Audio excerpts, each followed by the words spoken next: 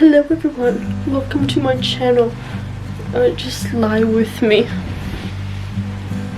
Yeah, we're gonna lie down with my little baby Coda. So, today I wanted to talk about how no matter how much we want to, we cannot force life and we cannot force things to go our way. Have you noticed that anytime you try to control things to a T or expect some sort of result, it never happens that way unless we go with it with this energy that isn't nervous stress energy.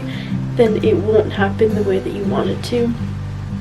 And I feel like a lot of us, we spend a lot of our times thinking that by forcing something to go our way, somehow it's gonna bring us this joy that will never leave us. And then a few minutes later, it's well, that happened. This time last year, I was going through a really bad health issue and a really dark time in my life. And then I got back into spirituality, and it was at that time that I was whoa, I need to do all of these things now because I have to be so spiritual to heal my heart, and because I had a heart issue, and to heal my mind. And then I just kept on doing a bunch of spiritual things, hoping that I would get contact with the other world, but forcing it and having all these expectations on it. And I was obviously nothing's happening because I'm putting this energy out there that's pushing it away more than bringing it closer, right? So I was forcing living to the point that I didn't even want to live anymore because life wasn't fun. Life was just so freaking annoying, and it felt like every day was a task, and it was so exhausting and stressful.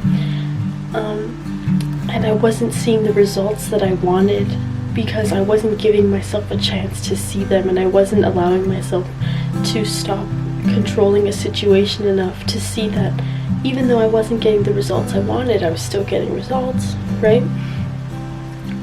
And I noticed that, especially when I tried to start controlling my health, is when everything went downhill, because I was okay, if I do this ritual tomorrow, I'm not gonna have a heartbeat that skips and I can't breathe.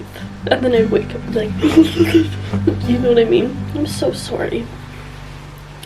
And then it was just so frustrating because I just kept trying to be this hero to my story, but with just this shitty attitude, and I was the one blocking myself from progressing this whole time, because I could have been progressing if I showed myself compassion and I allowed myself room for growth that didn't have to do with sticking to a schedule I made 40 billion times and never followed through with. And I knew, I was being an abusive person to myself because I knew that schedule wasn't working, and I just kept doing it because I was one day it's gonna work.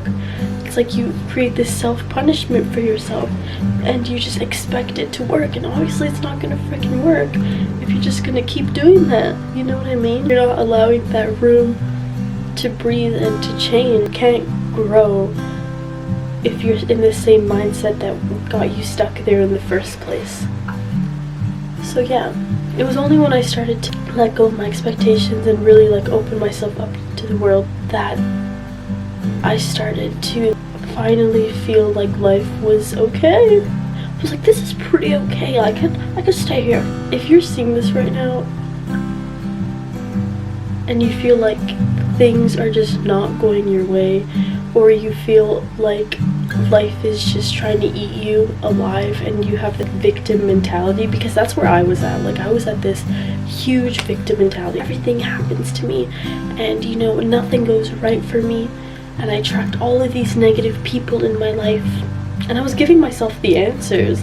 Yeah, I'm attracting it, so attract something else, and the fuck. So I need to show you guys something. Well, I found when I finally started to learn this for real and not just reading it in a book, because books are knowledge, experience is valued, okay? Look at what I found. Look at this. I'm a freaking queen. I am literally the queen, and I've been reminded I've been wanting to make this as a crown, but look, me more people.